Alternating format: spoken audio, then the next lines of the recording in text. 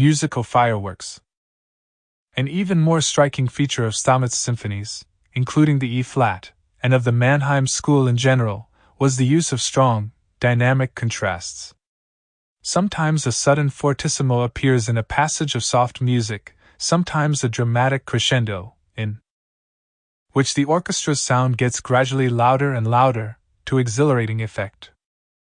Another favorite mannerism was the Mannheim rocket, a rapidly rising melody or phrase accompanied by a crescendo. Combined with the Mannheim Orchestra's varied instrumental palette of strings and wind instruments, symphonies like those of Stamets thrilled audiences and pointed the way to a more dramatic, emotional music. The E-flat Symphony was one of Stamets' last orchestral works, but his legacy lived on through his two composer sons, Karl and Anton. They and others, such as Christian Kannabik, who led the Mannheim Orchestra after Stamets' death, developed his style, and soon court composers all over Europe were writing new symphonies to entertain their employers. The Mannheim composers impressed the young Mozart, who admired their orchestra and adopted some of Stamets' compositional techniques in his own music. Johann Stamets, born in Nemecki Brod, Bohemia, in 1717, Stamets learned music from his father, an organist and choirmaster, before attending a Jesuit school in Jihlava and university in Prague. He probably worked as a violinist before arriving in Mannheim in the early 1740s, rising rapidly to the court post of director of orchestral music in 1750. Stamets lived most of his working life in Mannheim, although he also spent a year in Paris, in 1754-1755, where he was already celebrated as a composer and performed in a series of successful concerts. Stamets wrote church music and many chamber works, but he is best remembered for his orchestral pieces, which include violin concertos and many symphonies, of which 58 survive.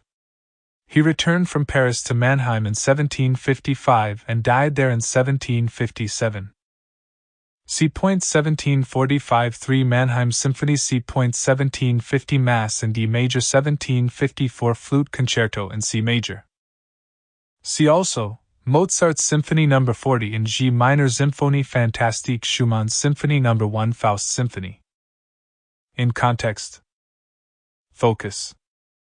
Classical opera seria before 1690. Composers such as Alessandro Scarlatti create a new style of opera derived from Baroque vocal works, the Neapolitan school, rapidly popularizing the genre. 1748. Gluck's fame is enhanced when his opera La Semiramide Riconosciuta is performed in Vienna for the birthday of Habsburg Empress Maria Theresa. 1752. Gluck and librettist Pietro Metastasio produced the highly successful opera, La Clemenza di Tito. After 1781. Mozart's opera Idomeneo premieres. It shows the influence of Gluck, particularly in the accompanied recitatives. The opera Orfeo ed Eurydice by Christoph Willibald Gluck was first performed in Vienna in 1762. It is based on a familiar tale from classical mythology, the story of Orpheus's journey to the underworld to rescue his wife, Eurydice. Unlike the original myth, but in line with contemporary taste, Gluck's opera has a happy ending. Even if the opera's story was largely familiar, Gluck's style was quite new. He transformed opera to integrate the music and drama more fully than before, streamlining distracting elements that slowed up the action, making the work more involving and more real. He also humanized his characters and their arias by making them express emotions more directly. There is no musical rule that I have not willingly sacrificed to dramatic effect. Christoph W. Gluck. Opera seria. In the mid-18th century, the most fashionable type of opera was what is now called opera seria. This type of opera features recitative, passages sung in the rhythm of speech with many syllables on the same note that are usually accompanied only by continuo instruments, playing an improvised added bass line, and arias, accompanied by full orchestra. The arias have a distinct structure, called da capo, with 3 sections, the third being a repeat of the first, with ornamentation to show off the singer's ability. In between, The second section introduces a new melody or develops the initial tune. Meanwhile, features such as rich and varied stage sets and elaborate ballets often enliven the event. Gluck believed that the lavish spectacles and the long, showy arias tended to get in the way of the drama, and that the difference in musical texture between the arias and recitatives interrupted the flow. Gluck and his librettist, Ranieri da Calzabigi, wanted to reform opera by putting the drama center stage, sweeping away absurdities of plot, and making the music serve the action. Musically, this meant doing away with the repeats in the da capo arias and developing a simpler, clearer style. A good example is Orfeo's Act 3 aria, Che Faro senza Eurydice, an aria in rondo form in which the opening theme returns at the end but without the direct da capo repetition. Gluck also integrated the arias and recitatives, using the whole orchestra to accompany the latter as well as the former. This improved the flow and made the music more expressive of character and emotion. In the Act 1 aria in which Orfeo sings of his grief, the composer inserts moving recitatives before each verse, further integrating the elements. Gluck's opera Il Parnaso Confuso premiered in 1765 at the marriage of Emperor Joseph II. Johann Franz Greipel's painting shows Archduke Leopold on the harpsichord. Outcomes and effects. The effect of these changes was to make operas more focused on character and action, in other words, if not fully realistic, more real and more emotionally moving. The plots tended to be more coherent, and the characters and situations, even when drawn from mythology, more credible. At the same time, there were fewer opportunities for singers to make the sort of virtuosic displays that could interrupt the action. Later composers, especially Mozart, further developed these ideas to produce operatic masterpieces. Christoph Willibald Gluck. The son of a forester, Gluck was born in Irisbach, Bavaria, in 1714. Largely self-taught, he traveled widely, learning the organ and cello in Prague. He studied with the composer Giuseppe Sammartini in Milan, before heading to London in the 1740s, where he composed operas for the King's Theatre. There, he met Handel, who famously stated that his own cook knew more about counterpoint than Gluck. Gluck eventually settled in Vienna, where he worked with librettist Ranieri da Calzabigi. The pair aimed to reform opera by integrating the music and the action. They made operas inspired by classical mythology, including Orfeo ed Eurydice and Alceste. Gluck's fame grew with further works, including French versions of Orfeo and some of his other operas. He retired after suffering a stroke in 1779 and died in 1787. Other key works: 1767 Alceste, 1777 Armide, 1779 Iphigenie and Tauride. See also, Eurydice, St. Matthew Passion, the Magic Flute der Freischütz. In context. Focus. A new freedom of expression before. 1750 CP Bach writes a setting of the Magnificat in a style like that of J.S. Bach, possibly in a bid to secure his father's former job as cantor of the Thomaskule in Leipzig. After 1772 Joseph Haydn writes his Symphony No. 44, the Trauer Symphony, a masterpiece of the portrayal of emotion in orchestral music. 1777 Johann Christian Bach, Emmanuel's younger brother, publishes his Op. 13 keyboard concertos, almost the musical opposite of Emmanuel's dramatic, emotional music. 1779 CP Bach begins to publish his series of rondos and other solo keyboard works that mark the high point of his emotional, musical style. In 1738, the young CP, or Emmanuel, Bach was appointed court harpsichordist in the household of the Crown Prince Frederick of Prussia. 2 years later the prince acceded to the throne and became known as Frederick the Great as his power increased. Emmanuel, as Bach was known, traveled with the court to Berlin, where he lived as a court musician for 28 years. The best keyboard player of his generation, he attracted widespread admiration but never felt truly valued. Court musicians of the time had the status of servants, and had to write and play music that suited their employers' tastes. Carl Philipp Emanuel Bach. The second surviving son of Johann Sebastian Bach, Emanuel was born in Weimar, Germany, in 1714. His father nurtured his son's gift for the harpsichord. Emanuel studied law before devoting all his time to music. In the service of Frederick the Great from 1740, he composed works for the court musicians and wrote a treatise on playing keyboard instruments. He is, however, best known for the symphonies and concertos in a highly personal and emotional style that were written later in his career. Emanuel died in Hamburg in 1788, aged 74. Other key works: 1749 Magnificat in D, WQ 2151775, 1776 Symphonies, WQ 183. 1787 Keyboard Sonatas, Fantasias and Rondos, WQ 58, 59, 61. The King Calls the Tune. Frederick was an accomplished flautist. Emanuel was therefore junior to the much better paid court flautist Johann Joachim Quantz, and had the task of accompanying the king in court concerts. He was also expected to compose music for Frederick to play, pieces such as his flute concerto in A major.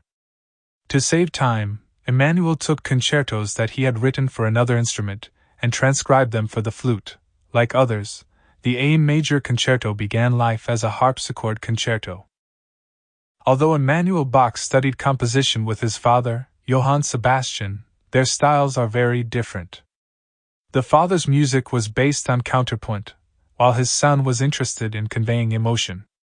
In this he was following a fashion known as Empfindsamkeit, that was a reaction against the rationalism of Enlightenment philosophy. In his bid to create expressive music, Emanuel developed a distinctive style that featured sudden, dramatic changes in harmony, dynamics, and rhythm, giving his works a spontaneous quality. He also created affecting, melodic slow movements. Some strong rhythmic and dynamic contrasts appear in the outer movements of the A major flute concerto, and Emanuel would no doubt have heightened the drama had he not had to consider what Frederick would want to play. A small circle of noble patrons supported composers in the 1700s. As music became more popular, musicians gained a greater independence, but patronage still played a crucial role. Keyboardists whose chief asset is mere technique overwhelm our hearing without satisfying it and stun the mind without moving it. C.P. Bach. Seeking independence. The king did not like Emanuel's more dramatic, unpredictable pieces. He preferred simpler works. In 1768, Emanuel left to become music director of Hamburg's 5 principal churches. He still had to write to order, but he had time to compose the music he wanted to write, either to perform himself or for patrons who were willing to give full rein to his emotional style. Later composers such as Mozart and Beethoven worked increasingly in this freelance way, carving out a role that was less like that of servant, and creating music that was more personal. A musician must feel all the emotions that he hopes to arouse in his audience. C.P. Bach.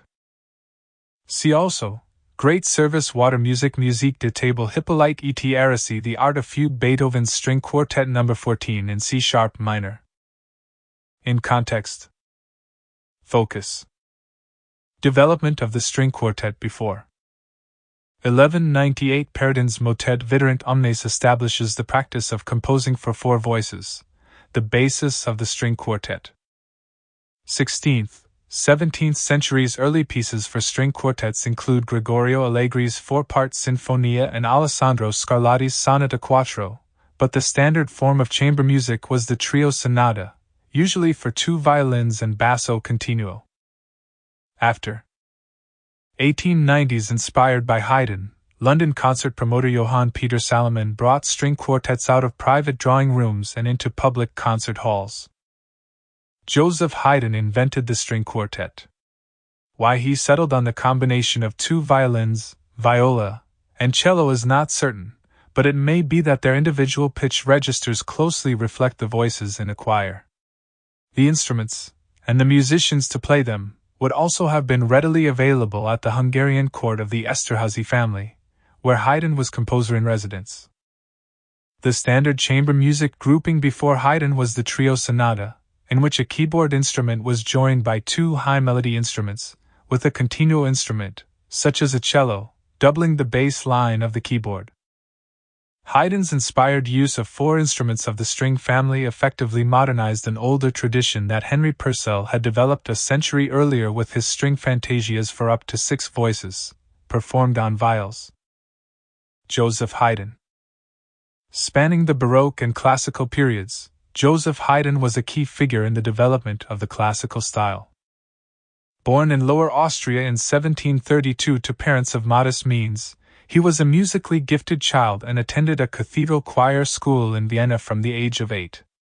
His early music, including some string quartets, was first published in Paris in 1764. Haydn's employment from 1761 to 1790 at Esterházy Palace, in Hungary, cemented his reputation as a composer. He later traveled to many musical capitals, most notably to London, where his compositions were in great demand. After the London symphonies, Haydn wrote only 6 masses and 2 oratorios. In his last public appearance, he conducted the 7 last words in December 1803.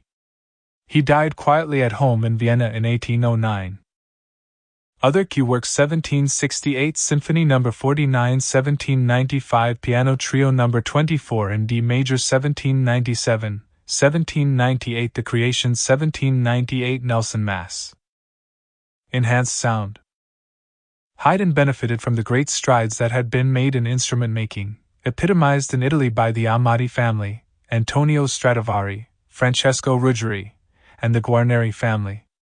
More responsive violins, violas, and cellos were exciting both to composers and players. Haydn was also interested in the advances in bow making. Earlier bows had to stay close to the string, releasing sounds in a sustained manner. By bouncing the new bow off the string, a quick, almost percussive sound could be produced, as Haydn shows in the finale of his Op. 33, C major quartet. The sound-carrying qualities of these new instruments and techniques eventually spurred the composition of chamber music that could be performed in large concert halls and not just in private salons. Original, emotive works. The emotional expressiveness of Haydn's mature work links it to the German Sturm-und-Drang artistic movement. For Haydn, the string quartet was the perfect vehicle for extreme emotional contrasts designed to shock the audience. His early accomplished quartets include Op. 9, which he later declared was the true starting point of his quartet compositions, and Op. 20, in which the gradual liberation of the 4 parts into solo voices within the quartet framework marked a new development of the genre. Op. 20, No. 2 is particularly interesting, as it reverses the more usual form of a quartet, in which the first violin dominates, by casting the cello as top voice, the second violin and viola below it, while the first violin is initially silent. The minuet third movement of Op. 20, No. 4, is also innovative. The standard pulse for minuets is 3, but here accents make it sound as though it is in the rhythm of 2. Likewise, in 3 of the finales, Op. 20, Nos. 2, 5, and 6, Haydn uses a well-established form, a fugue, to develop new ideas, such as interrupting long stretches of sotto voce playing by sudden bursts of forte. European acclaim. Haydn is thought to have first met Mozart in the early 1780s, and they became close friends. With Haydn on second violin, Mozart on viola, the Austrian Karl Ditters von Dittersdorf on first violin, and the Czech Johann Baptist van Hal on cello, the 4 composers would often play quartets together and experiment with each other's compositions. This led Mozart to dedicate his first 6 mature string quartets to Haydn. As the demand for Haydn's music spread through Europe, his quartets were performed in concert halls as well as in private salons, and he adjusted their style accordingly. By making the first violin parts ever more brilliant, with higher notes and displays of virtuosity, he naturally made the lower 3 voices more athletic, too. The performers also had to learn to project their sound. When we invoke the name Haydn, we mean one of our greatest men. Every harmonic artifice is at his command. Ernst Ludwig Gerber, organist and composer. At the Esterhazy Palace, shown here in an 18th century image, Haydn had a secure but onerous post, not only composing, but also managing musicians, manuscripts, and events. A memorable, daring work. Haydn's Op. 54, No. 2 in C major, composed in 1788, is one of his many exceptionally inventive quartets. He experimented with almost all possible tonalities, as well as classical forms. There are quartets that are more consistently virtuosic and more brilliantly projected, and there are also earlier compositions, such as the slow movement of his Op. 20, No. 1, that perhaps better convey the perfect intimate sound of a quartet, but the extreme contrasts between the movements of Op. 54, No. 2, as well as Haydn's inspired and brave decision to end with a slow movement, singled this out as a truly memorable piece of music. The Op. 54, No. 2 quartet was among those that Johann Tost, a violinist much admired by Haydn and a wily merchant, took to Paris to promote and sell. Its brilliantly soloistic writing for first violin was aimed at a musical audience that preferred the quatuor concertant, a string quartet genre fashionable in the French capital from around 1775 to the French Revolution of 1789.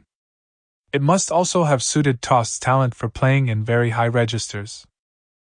An exuberant opening.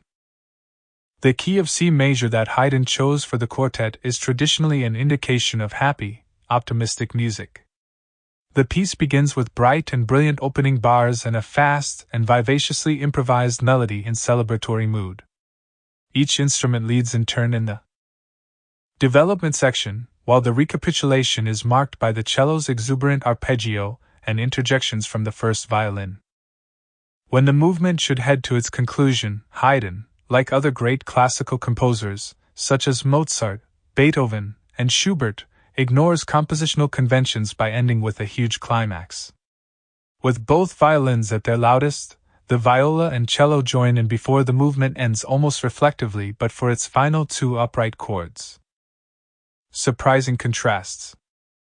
The ensuing adagio in C minor is highly introspective in mood.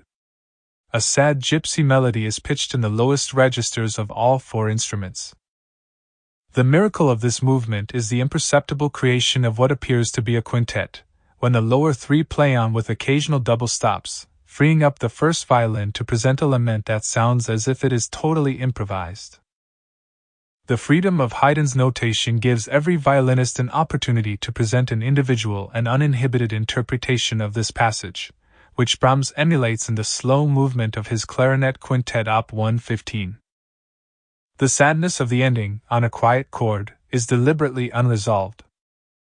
Instead of the normal break, the piece moves straight on into the minuet, which starts hesitatingly, and then gradually emulates the optimism of the first movement. In the contrasting trio sections, this all changes as a dissonant A-flat note is repeatedly accented on a weak beat, sounding like screams of anguish. The conventional repeat of the minuet plays a critical role in restoring an optimistic mood. The finale, however, produces the biggest surprise. Instead of the conventional fast movement, Haydn presents an adagio with a calm and reassuring melody. Yet even here the cello behaves unusually, climbing into the pitch of the first violin. After a fast interlude, the quartet ends peacefully. It can safely be suggested that there is no more original Haydn quartet, nor any that contains more prophetic innovations. Hans Keller. Haydn's legacy. It is not known how well the quartet was received, and indeed, the much less imaginative works of a fellow Austrian, Ignaz Joseph Pleyel, were more popular in Paris at the time. However, less than 20 years later, when Beethoven produced his Op. 18 quartets in 1800, a revival of Haydn's quartets occurred. The style of Haydn's 83 quartets had revolutionized chamber music. Schumann studied them before embarking on his 3 Op. 41 quartets, and all future composers of quartets would take inspiration from Haydn.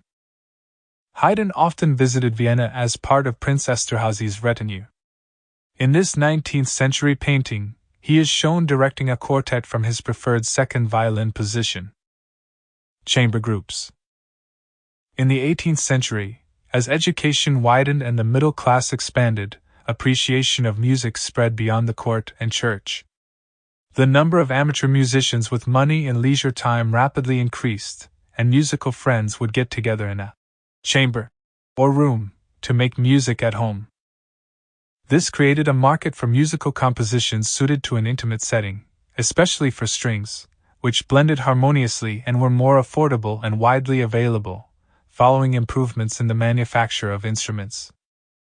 While string quartets were the most popular form of chamber ensemble during the classical and romantic periods, composers also wrote for quintets, with an extra viola, cello, or the addition of a double bass, and eventually works featuring other, fifth, instruments, such as the clarinet, creating a richer sound. Work for woodwind quintets also appeared.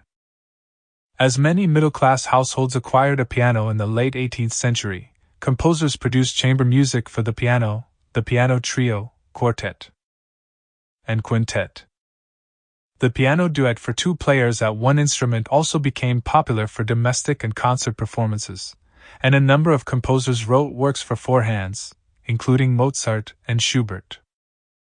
See also Corelli's Concerti Grossi CP Bach's Flute Concerto in A major, Clementi's Piano Sonata in F-sharp minor, Die Sean Mullerin, Beethoven's String Quartet No. 14 in C-sharp minor.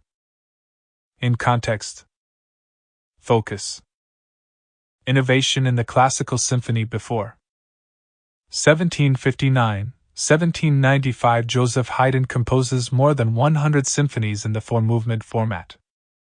1764. Aged 8, Wolfgang Amadeus Mozart composes his first symphony in E-flat major, K.16. After 1803, Ludwig van Beethoven completes his stormy, political, Eroica symphony. 1824, Beethoven finishes his symphonic project with the Ninth Symphony, including a final movement featuring vocal soloists and chorus. By the beginning of the 1780s, Mozart had written more than 30 symphonies.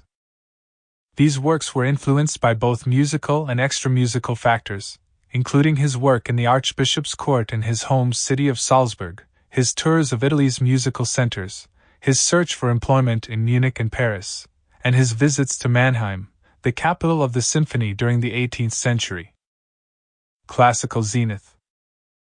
After he settled in Vienna in 1781, Mozart wrote relatively few symphonies, focusing instead on piano concertos, chamber music, and works for the theater. Yet, in the summer of 1788, he wrote his final three symphonies, Nos.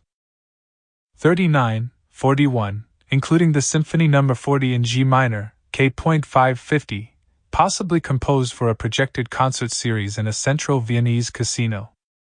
These works represent the culmination of the symphonic genre during the classical period, though they also look ahead to the music of the 19th century, with its emphasis on a broad range of harmonies, along with concert programs ascribing distinct narratives and themes to musical pieces.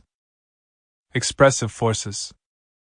As a young man, Mozart had been influenced by the Sturmjuende Drang movement that emphasized emotion and creative individuality.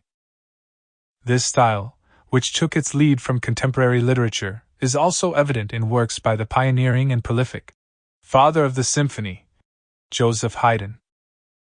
In music, Sturmjuende Drang found expression in the use of minor keys, syncopated rhythms, melodic leaps, and other flourishes, all of which characterize Mozart's Little G minor symphony, completed in 1773.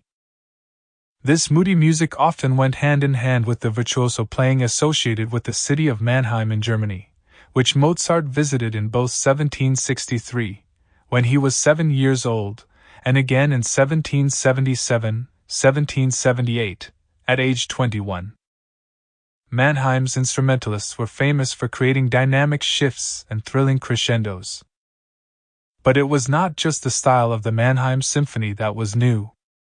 Its structure also differed from its counterparts, consisting of 4 rather than 3 movements. The symphony's previously dancing finales were also given greater weight by these court composers, further revolutionizing the genre. Mozart often composed music in segments before fleshing them out as finished manuscripts, such as the one below of his Symphony No. 40 in G minor. Wolfgang Amadeus Mozart. Born in Salzburg, then part of the Holy Roman Empire, in 1756, Mozart followed in the footsteps of his father, Leopold, a musician and composer in the Archbishop's court. Yet Mozart's brilliance as a violinist, pianist, and composer meant that Salzburg often seemed stifling, even provincial, and he tried to find employment elsewhere. In 1781, he settled in the city of Vienna, the seat of Habsburg pomp and power. Working as a freelance composer, he perfected genres such as the symphony, the concerto, and the string quartet, and wrote a handful of highly successful operas. Mozart died of mysterious causes in late 1791, at the age of 35, leaving behind some 600 musical works and an extraordinary legacy for the generation that followed. Other key works: 1773 Symphony No. 25 in G minor, 1779 Krönungsmesse, 1786 The Marriage of Figaro, 1790 Così fan tutte, 1791 Requiem. The 40th Symphony. While several of Mozart's early works flaunt these Mannheim-influenced, dramatic musical characteristics, for example, juxtaposing the woodwind and string sections to powerful effect, his later, great, Symphony No. 40 in G minor is characterized by a more integrated instrumental palette. This style is typical of works from Vienna, which along with Mannheim was the city most strongly associated with the symphony as a genre in the 18th century. While ostensibly more subdued, harmonic color and melodic drama are in plentiful supply here as well. Beginning with a sighing figure in the strings, Symphony No. 40 in G minor features a number of bold, stormy passages, as well as virtuoso writing for the entire orchestra. Indeed, the whole work has the feeling of an unspoken, tragic drama and often echoes Mozart's music for the stage. All of this was designed to impress the worldly Viennese, as were the audacious tonal choices that Mozart made across all four movements. These often require feats of musical ingenuity across the scale, particularly at the beginning of the development section of the energetic finale.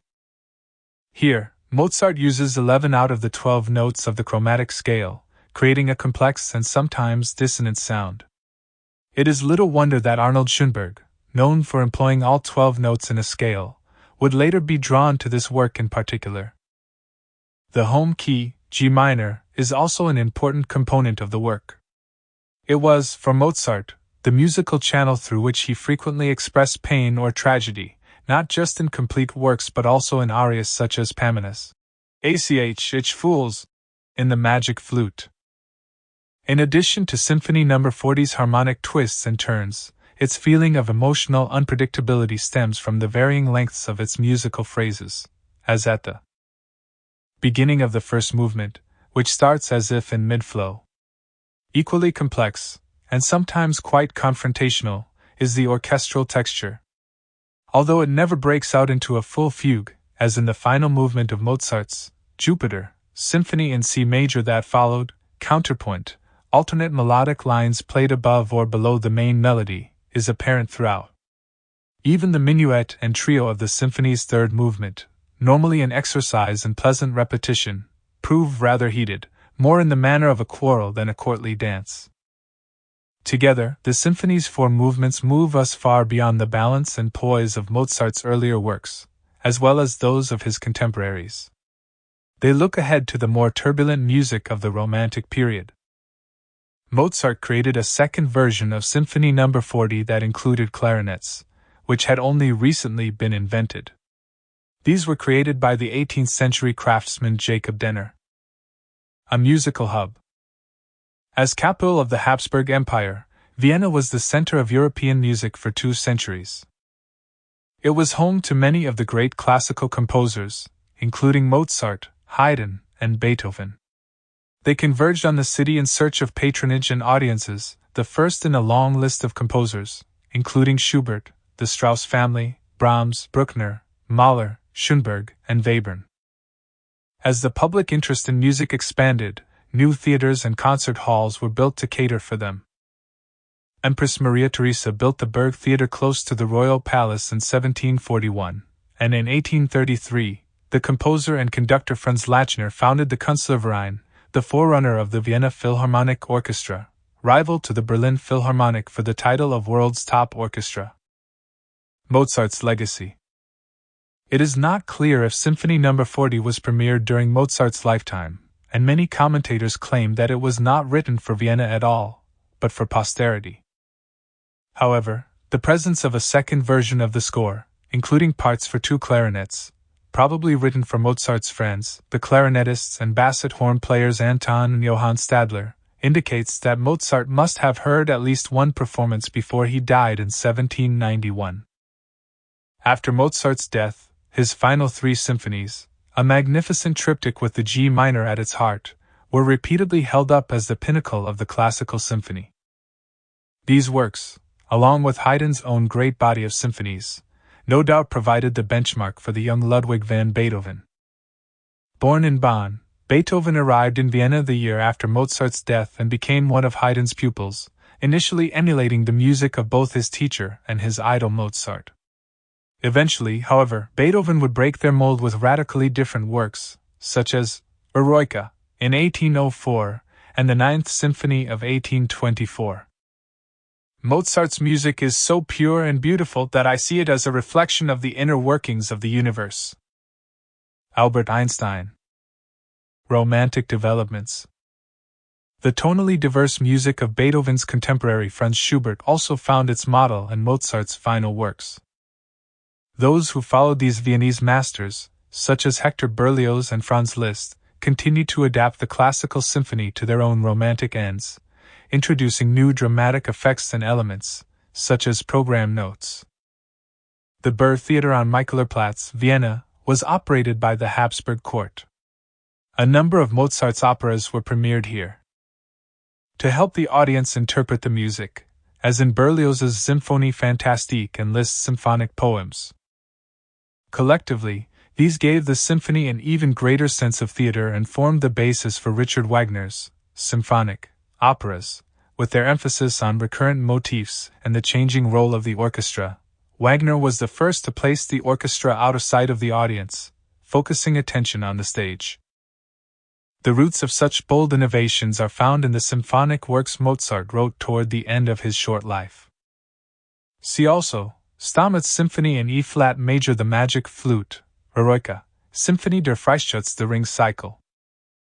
In context. Focus. The instrumental sonata before. 1758 Domenico Scarlatti publishes his 30 esercizi per gravicembalo, which form part of his more than 500 sonatas for keyboard.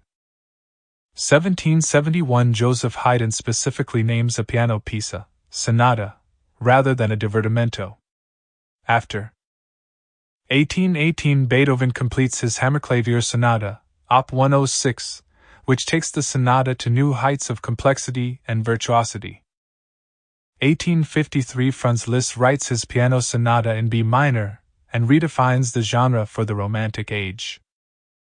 The development of the instrumental sonata mirrored a change in the function of music in the classical period. Music was no longer an accompaniment to dance or prayer but a focus in its own right, and composers thus worked to find new ways to engage the audience. With the rise in popularity of the newly invented piano, one way of achieving this was through the drama of juxtaposing loud and soft passages, which had not been possible on the harpsichord. This became commonplace. Composers also began structuring their music into large-scale arcs called sonatas, which allowed the audience to experience a more varied musical journey. Anglo-Italian composer Muzio Clementi was an important innovator in this evolving structure, his sonata in F-sharp minor being a prime example of the form. Generally, sonatas were formed of 3 or 4 movements, the first of which was structured according to what is now called the sonata principle. This was usually the longest and most dramatic of the movements, and the one in which the composer was expected to demonstrate his dexterity in musical discourse to move and grip the audience. Usually a fast, driving movement, the first movement of Clementi's sonata in F-sharp minor is unusual in that it portrayed a slower, more meditative mood of considerable pathos, distinguishing it from other works of the time. A sonata's second movement was usually slower, giving the composer a chance to demonstrate his finer sensibilities, and often had psalm-like sections. In his F-sharp minor sonata, Clementi goes one step further. Sometimes the treble has a single line, resembling a singer's aria, accompanied by the light repeated chords found in operatic string writing. By using such a technique, Clementi was perhaps attempting to steal a little limelight from the opera, the most public forum for music at the time. A Clementi in Colorado Square piano from London, where Clementi's piano manufacturing company flourished in the early 18th century. Minuet Trio and Finale. In four-movement sonatas, it was then traditional to include a minuet and trio as a throwback to the Baroque dance suites, and this provided a kind of respite amid the stronger movements, although Beethoven would soon exchange this respite for a vigorous scherzo, whose mood might range from irony to terror. The finale was usually lighter in substance but far more brilliant in terms of technical display, thus allowing a satisfying ending for an audience, and often great acclaim for the performers. In this sonata, Clementi enjoyed showing off his technique of playing two passages a third apart with one hand, a skill for which he was famous. This was beyond the ability of amateurs, thereby setting a seal on this work as a piece worthy of the concert hall. Muzio Clementi. Born in Rome in 1752, Muzio Clementi came to the notice of the English patron, Sir Peter Beckford, at the age of 14. Taking Clementi to his estate in Dorset, England, Beckford sponsored Clementi's musical education for the next 7 years. At his debut, Clementi was possibly the most accomplished keyboard player in the world, and he was the first true piano virtuoso. In 1780, Clementi began a 2-year tour of Europe, during which he met Mozart in Vienna. Back in London, Clementi became a celebrated composer and teacher. He was also a very successful publisher and piano manufacturer, and he helped to found the Royal Philharmonic Society. He died in 1832 and is buried in Westminster Abbey. Other key works. Before 1781 Piano Sonata in B-flat minor, Op. 24 No. 2.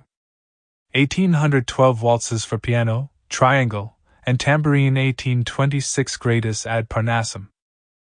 See also, Scarlatti's Sonata in D minor Haydn's String Quartet in C major, Op. 5, No. 2, Eroica, Symphony Preludes. In context. Focus opera in German. Before 1770 Johann Adam Hiller's comic opera Die Jagd, one of the most popular 18th-century Singspiels opens. 1789 The premiere of Oberon, König der Elfen by Czech Paul Ranitzky sets a trend for Zauberoper. After 1805 Beethoven's only opera, Fidelio, a Singspiel, has its first performance in Vienna. 1816 E.T.A. Hoffmann's Undine, a Zauberoper about a water spirit, opens in Berlin. 1821 Carl Maria von Weber's Der Freischütz, a romantic Singspiel with a supernatural theme, premieres in Berlin. Mozart's The Magic Flute, a 2-act opera first performed in Vienna in September 1791, marked the peak of the development of Singspiel, a uniquely German opera genre that combined music with spoken word. Based on a libretto by Mozart's friend Emanuel Schikaneder, the opera is set in ancient Egypt and tells the story of a prince, Tamino, who strays into the realm of the mysterious Queen of the Night where he is attacked by a serpent. Rescued by the Queen's 3 ladies-in-waiting, he falls in love with a portrait they show him of the Queen's daughter, Pamina, who has been abducted by Sarastro, high priest of the gods Isis and Osiris. Tamino vows to rescue Pamina. He, his comic companion, Papageno, and Pamina undergo a series of ordeals, armed only with a magic flute and magic chimes. Light eventually triumphs over darkness, bringing a happy ending. Mozart's The Magic Flute remains hugely popular. The opera drew more than 400,000 spectators at Austria's Bregenz Festival during a 2-year run in 2013 and 2014. Popular appeal. Mozart wrote 20 operas in all, in 3 genres: opera seria, opera buffa, and singspiel. Opera seria, the grandest form of opera, a style that includes Mozart's Idomeneo and La Clemenza di Tito, often drew its stories from the mythology and history of ancient Greece and Rome. Opera buffa was comic, with Mozart's The Marriage of Figaro an outstanding example of the genre. Singspiel had its roots in early 18th century Vienna, where the imposing Theater am Kartnerter specialized in popular musical dramas. Unlike the Italian operas performed for the court and nobility, these entertainments were for Viennese of all social backgrounds. From Vienna, singspiels spread to Germany, where in the mid-century they gained in popularity due to the influence of French opera comique and English ballad opera. Both these genres mingled spoken dialogue, often satirical, with songs. John Gay's The Beggar's Opera was the most famous ballad opera, but it was Gay's Irish contemporary Charles Coffey who had the greatest impact in 18th century Germany. His ballad opera The Devil to Pay, a huge success in Britain, became a success in translation in Berlin in the 1740s. 2 adaptations of other operas by Coffey inspired the Leipzig-based Johann Adam Hiller, regarded as the father of Singspiel, to begin his career in the 1760s. "I've just got back from the opera. It was as full as ever. You can see continuing to rise in people's estimation." Wolfgang Amadeus Mozart. Mozart and Freemasonry. On December 14, 1784, Mozart was admitted to one of Vienna's 8 Freemason lodges. The city at that time had more than 700 Masons, including brethren. Then, as now, only men could be Masons, drawn from the highest nobility, officialdom, and even clergy, but also from the ranks of the middle classes, doctors, merchants, booksellers, and musicians, including Mozart's librettist for the Magic Flute, Emanuel Schikaneder. For men like Mozart, Freemasonry had many attractions. It offered a free-thinking and enlightened approach to religion, espoused the virtue of justice, which for many Masons meant active opposition to abuses of state and clerical power, and provided a place where men of different status could mix on terms of relative equality. Mozart remained a devoted Mason the rest of his life and wrote several pieces for performance at Masonic occasions, notably 1785's Masonic funeral music in C minor in memory of 2 of his recently passed brethren. National genre. In the hands of composers such as Hiller, George Anton Benda, Karl Ditters von Dittersdorf, and Ignaz Umlauf, singspiels were no longer simply spoken dramas with musical numbers added for atmosphere and to convey character. In works such as Hiller's Die Jagd and Benda's Walder and Romeo und Julie, the singing parts became the dramatic core of the piece. Official recognition of such works as examples of a popular and distinctively German genre, to be encouraged in the face of the all-dominant Italian opera, came when Habsburg Emperor Joseph II, a lover and patron of the arts, established a short-lived national singspiel company at Vienna's Burg Theater in 1778. One of its biggest successes was Mozart's The Abduction from the Seraglio. In the spring of 1791, Emanuel Schikaneder commissioned Mozart to write another singspiel, this time for the Theater auf der Wieden in Vienna, where Schikaneder was the director. Oberon, the King of the Elves, with music by Mozart's friend Paul Wranitzky, was a recent hit for Schikaneder's company and an example of a new breed of singspiel, sometimes called Zauberoper, which mingled comedy with supernatural elements and impressive spectacle. Keen to repeat the success of Wranitzky's work, Freemasons swear in a new member and a colored copper engraving of circa 1750. Mozart was similarly initiated into Vienna's Beneficence Lodge in 1784. Schikaneder himself wrote the libretto for the new opera, although it is likely that Mozart collaborated as well. The two men took a fairy tale by August Jacob Liebeskind, Lulu, oder Die Zauberflöte, as their starting point but transformed it almost beyond recognition. Among other things, they added Masonic elements, such as in the initiatory ordeals that the protagonists endure. The magic flute's characters expressed through music. The magic flute. Mozart died in 1791, just 2 months after the Magic Flute premiered. It was not only his last major completed work but also one of his most sublime. In all Mozart's operas, he showed an unsurpassed gift for creating the right music to fit each character, situation, or emotion.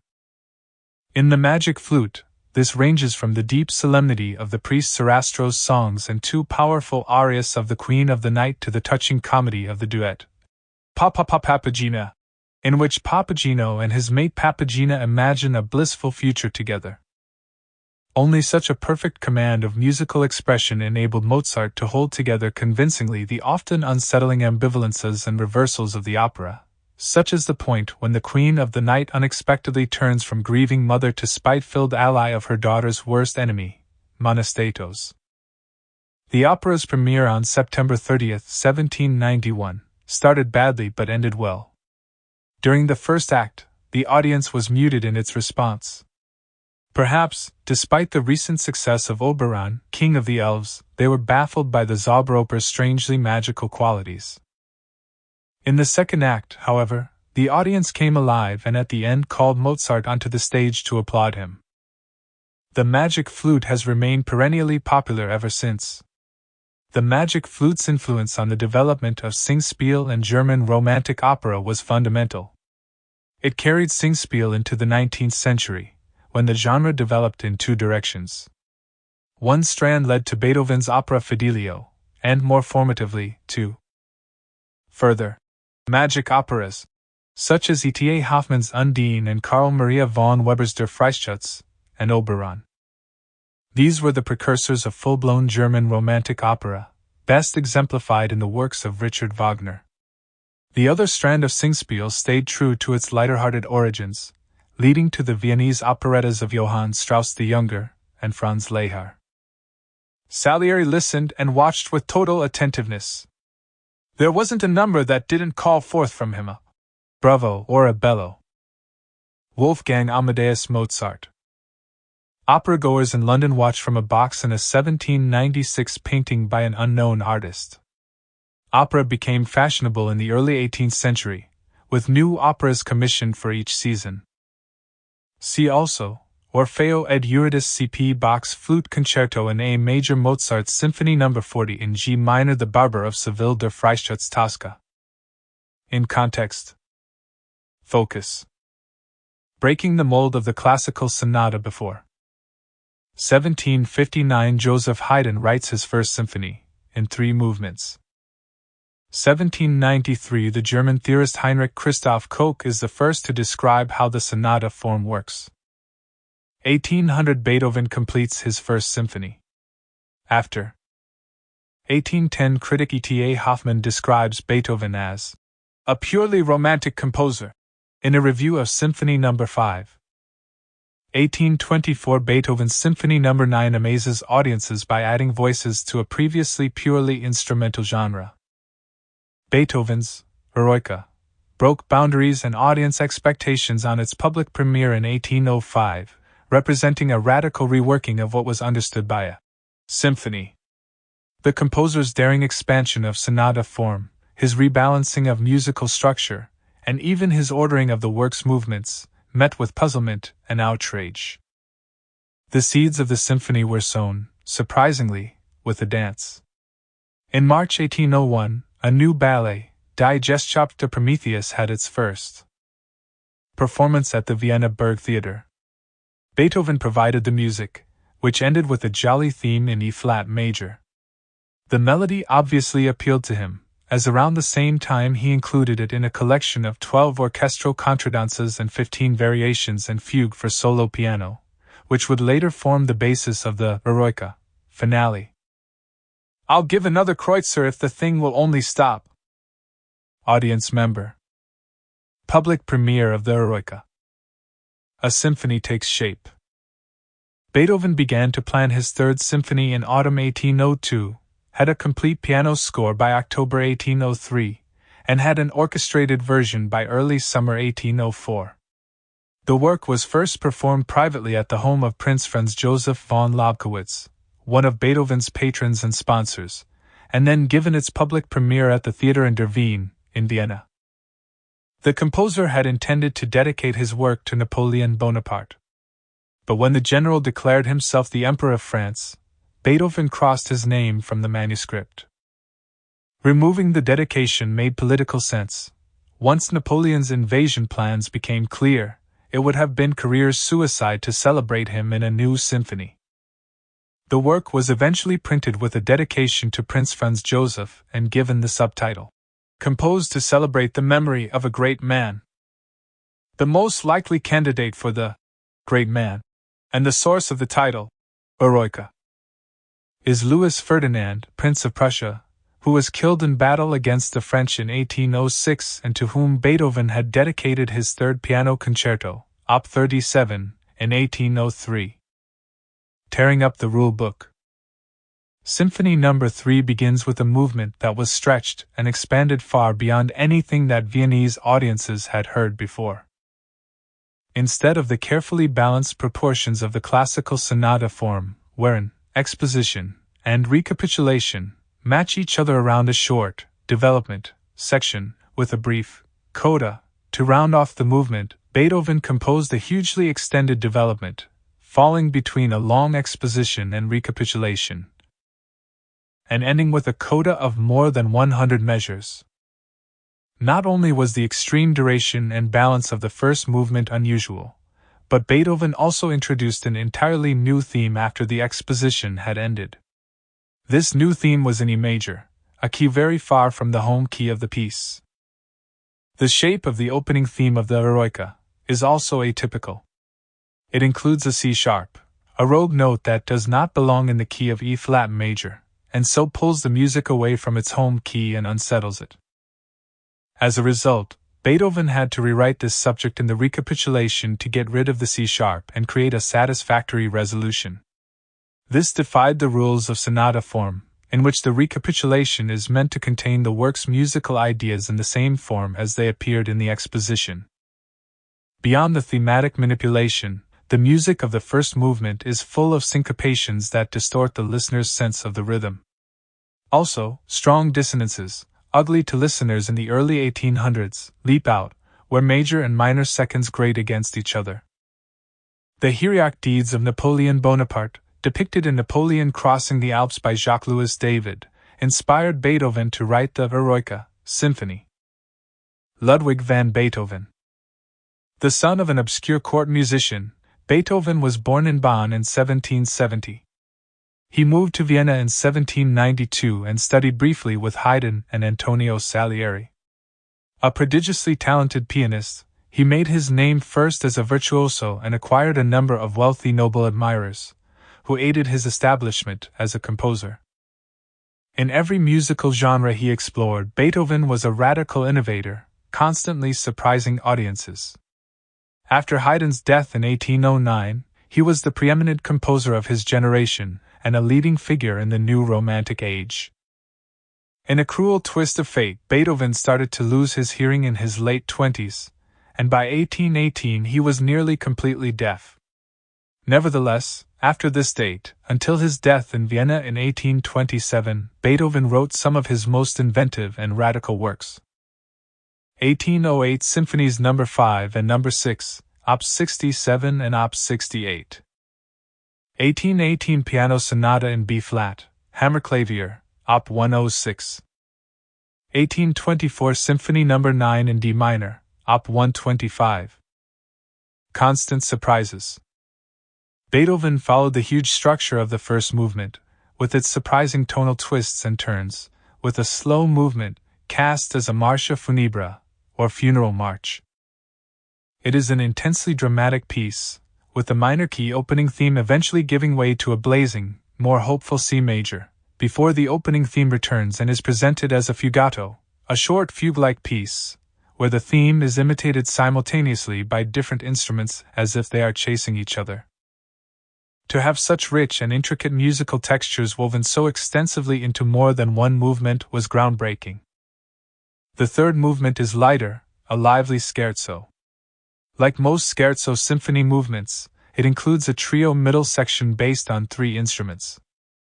Beethoven innovated here by using French horns more prominently in a symphony than ever before.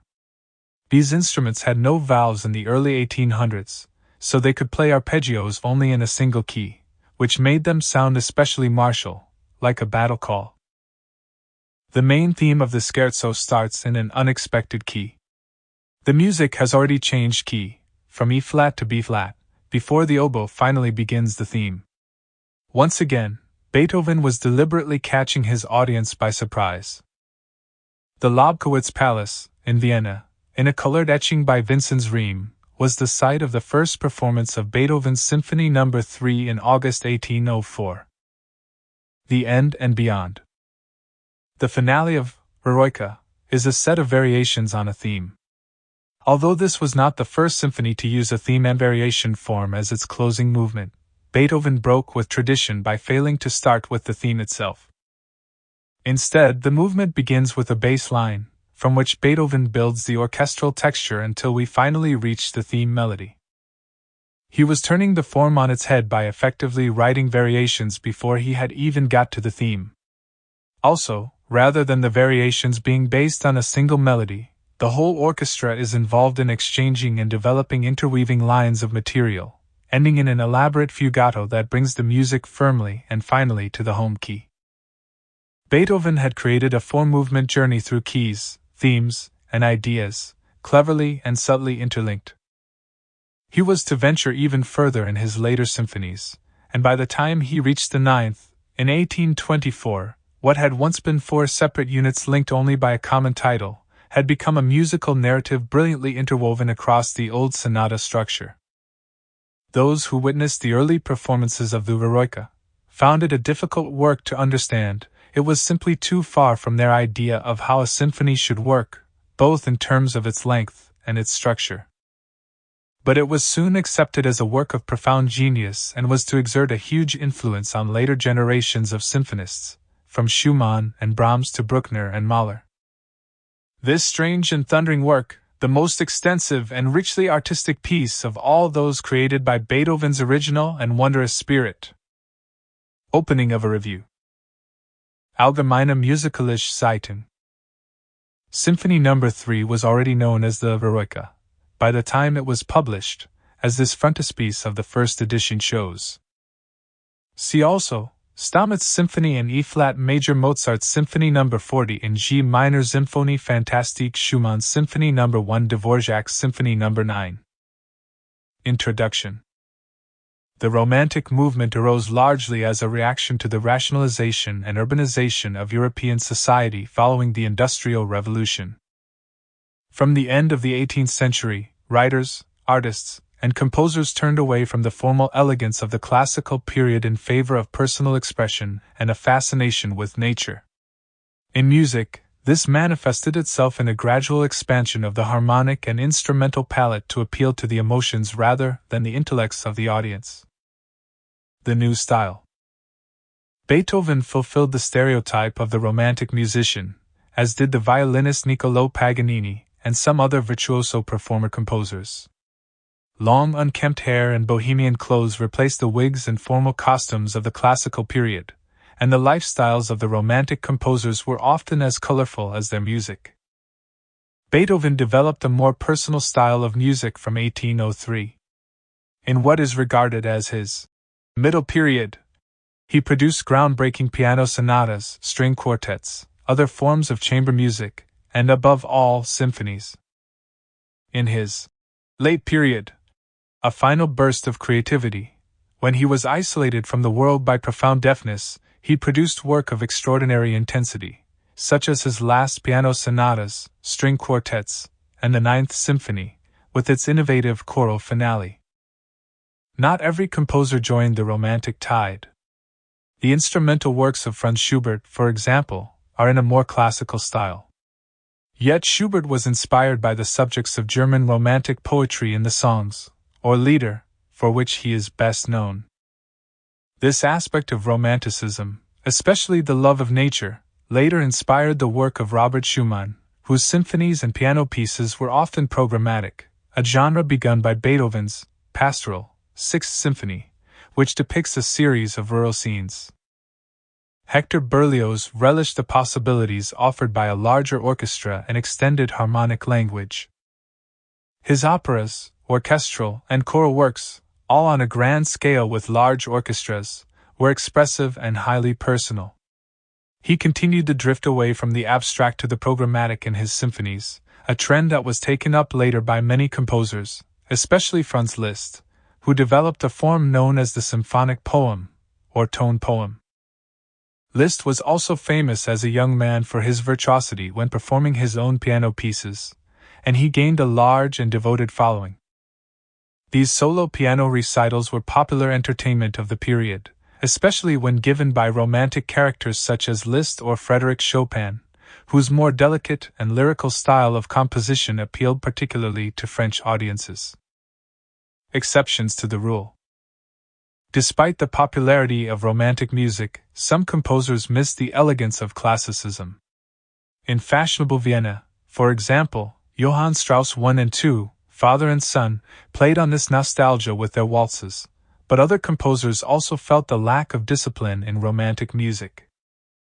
Foremost among them was Johannes Brahms, who moderated expression within stricter classical forms. Another was Felix Mendelssohn, whose oratorios hark back to the Baroque period, reviving German and English choral traditions laid down by Handel and Bach. Romantic opera. Opera, with its combination of literature and music, was ideally suited to portraying romantic themes and ideas. Carl Maria von Weber established the template for romantic opera by choosing German folklore rather than classical mythology as his subject matter and aiming for a more convincing form of dramatic representation. Others followed his lead: Bizet in France, the giants of Italian opera, Verdi and Puccini, who pursued a new kind of realism in opera, and in Germany, Richard Wagner, whose operas were on the grandest of scales and stretched musical language. With his innovatory harmonies, Wagner challenged the idea of tonality, which had been the foundation of musical forms since the end of the Renaissance. Wagner inspired what is now known as the late Romantic style, exemplified by composers such as Anton Bruckner, Gustav Mahler, and Richard Strauss. This heralded the beginning of modern music in which the old rules of harmony no longer applied. In context. Focus. The rise of the virtuoso before 1733. Pietro Locarelli publishes L'Arte del Violino, which inspires Paganini's own caprices. 1740. The violinist Giuseppe Tartini, known for his fast and exciting playing, epitomized by his violin sonata Devil's Trill, makes a concert tour of Italy. After 1834. Hector Berlioz completes Harold and Italy, a symphony featuring a solo viola part composed for Paganini. 1838. Franz Liszt publishes an early form of his technically demanding etudes de execution transcendanti di opere Paganini, in which he transcribed 6 of Paganini's violin caprices for solo piano. Violinist-composer Niccolò Paganini's career as an international performer lasted just 6 years, from 1828 to 1834, but his influence on music was immense. Setting out to entertain, he introduced new playing techniques and raised the expectations of audiences, performing feats no one had achieved before him. He owned numerous violins, including a handful by perhaps the greatest maker of all, Antonio Stradivaris. Chronic illness, thought to be Marfan syndrome, left Paganini looking gaunt. This led to rumors that he had struck a deal with the devil in return for his gifts.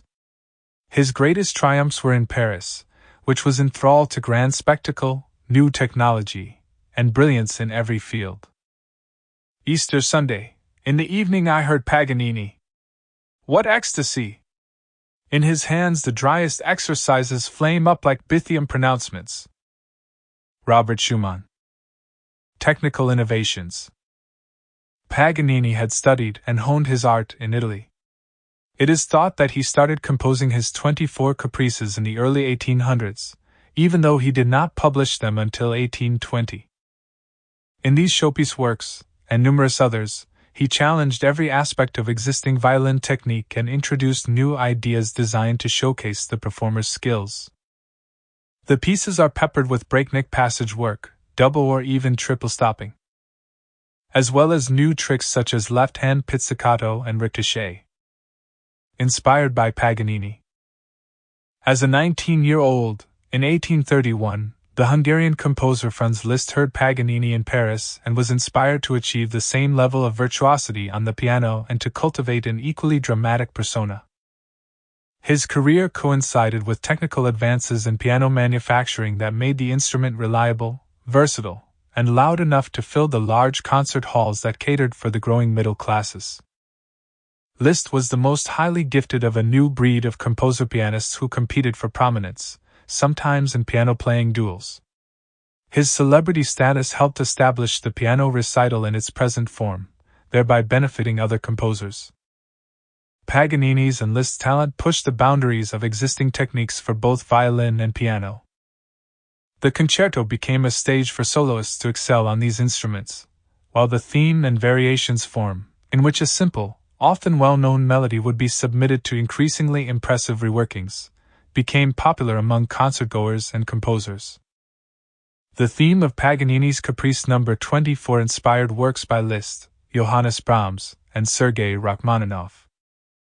Later virtuosos included the Belgian composer-violinist Henri Vieuxtemps and composer-pianist Louis Moreau Gottschalk in the U.S., Leopold Godowsky in Poland, and Rachmaninoff in Russia. The First Triumph of Paganini, by Annabel Gatti, c. 1890, possibly depicts a performance at the court at Lucca, where Paganini built his reputation during the early 1800s. Born in the Italian port town of Genoa in October 1782, Paganini learned the violin and guitar from his father, who was an outstanding amateur musician. The young Paganini supplemented his training with a strict regimen of practice, later claiming he became a virtuoso after hearing a performance by the Polish-born French violinist Auguste Duranowski. In 1809, Paganini left a court appointment in Lucca to pursue a solo career. He traveled in Italy, composing and performing works that displayed his skills. Health problems, including syphilis, delayed him until 1828, after which he went first to Austria, Bohemia, and Germany and then, in 1831, to Paris, where his 10 concerts at the opera caused a sensation. In 1834, continuing ill health forced him into semi-retirement in Italy, where he died in 1840. Other key works: 1813 Sierra Leonean Leon Streg 1816 Violin Concerto No. 1 1819 Sonata, a Pregura, 1826 Violin Concerto No. 2 in B minor. See also, the Four Seasons Faust Symphony. In context. Focus. Italian opera buffa before 1782. An earlier operatic version of Il Barbiere di Civiglia by the Italian composer Giovanni Paisiello is performed for the first time in St. Petersburg. 1786. Mozart's The Marriage of Figaro receives its first performance in Vienna. After 1843. Gaetano Donizetti's comic opera Don Pasquale is performed for the first time at the Theatre Italien in Paris. 1850. Crispino e la Calmar by the brothers Luigi and Federico Ricci is one of the last examples of true opera buffa. Surviving a disastrous first night in Rome in 1816, Il Barbiere di Civiglia by Gioacchino Rossini quickly won universal acclaim.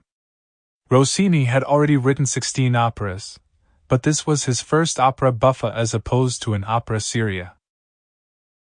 It relates the attempts of the Count Almaviva to win the beautiful Rosina, ward of the much older Dr. Bartolo, who intends to marry her himself. Central to the plot is the barber Figaro, a fixer in Seville. Its psalms include Figaro's Largo al factotum della città and Rosina's Una voce poco fa. Dear God, here it is finished, this poor little Massachusetts. Is this sacred music? Or music of the devil? I was born for opera buffa, as you well know. Gioacchino Rossini. Operatic realism. The low-life settings and street language of the opera buffa brought fresh realism to musical drama, and its popularity spread throughout Europe. Mozart's The Marriage of Figaro and Così fan tutte are other examples of the comic opera genre. Beethoven admired the Barber of Seville, as did Verdi and Wagner. Yet, apart from a one-act farce, Rossini wrote no other comedies. In the 1820s, he became director of the Theatre Italien, in Paris, where he wrote 5 more operas, culminating in Guillaume Tell in 1829. After this, his output declined. One of his few large-scale pieces in the last 3 decades of his life was his Petite Messe Solennelle of 1863. See also, Le Bourgeois Gentilhomme, the Magic Flute, La Traviata Tosca. In context. Focus. German Romantic opera before 1791. Mozart's The Magic Flute, the supreme example of the Singspiel tradition, is performed in Vienna. 1816. The premiere of E.T.A. Hoffmann's romantic opera Undine, about a water spirit who marries a human, takes place in Berlin. After 1833. Heinrich Marschner's opera Hans Heiling, like his earlier success Der Vampir, contrasts the real and supernatural worlds. 1834. Richard Wagner completes his opera Die Feen, which is heavily influenced by Weber's Der Freischütz. An example of a Viennese Singspiel, which links songs with spoken dialogue, Carl Maria von Weber's Der Freischütz tells the story of Max, a young huntsman from Bohemia who is persuaded by the wicked Caspar to take part in a shooting contest that will win Max the hand of Agath. To ensure victory, Caspar gives him magic bullets forged in the Wolf's Glen. Premiered in Berlin in 1821, Der Freischütz propelled its composer to stardom. Its success was partly because it was grounded firmly in German culture, using easily recognizable characters, settings, folklore, and folk music. Weber had envisaged a great new German opera tradition. The combination of national pride, emotional content, and the depiction of the supernatural impressed the young Richard Wagner, who saw Der Freischütz at the age of 9. At the same time, Weber's innovative orchestration, especially the evocative use of woodwinds and horns, influenced Berlioz, Mahler, and Debussy. Weber wrote 2 more operas. He was in London to conduct the premiere of his last work, Oberon, in 1826, when he died of tuberculosis, aged 39. The magic bullets used in the shooting contest in Der Freischütz are fired in the spooky Wolf's Glen, depicted here in an aquatant of the opera scene. See also, The Magic Flute, The Barber of Seville, La Traviata, The Ring Cycle, Tosca. In context. Focus. Lieder and song cycles before 1816. Beethoven composes in Die Ferngeliet, considered to be the first song cycle. 1821. Wilhelm Müller publishes his poems of Die Schönmüllerin as part of an anthology. After 1840. Robert Schumann composes several major song cycles, including Frauenlieb und Leben and Dieterlieb. 1856. Baritone Julius Stockhausen gives the first complete public performance of Die Schönmüllerin in Vienna. The composer Franz Schubert is most often linked to the German art song. He did not invent the genre. Several major composers had written songs before him, such as Beethoven, Mozart, and Haydn, as well as lesser-known figures. It is not even true to say that Schubert produced the first song cycle, the term used later for a set of songs with an overarching narrative or theme. Beethoven's In Die Ferngeliet, composed in 1816, was the first important work to fit such a description. Schubert, however, transformed the genre. Before Schubert, Lieder were predominantly naive or straightforwardly lyrical. The form tended to be strophic, the same melody repeated for each verse of the poem.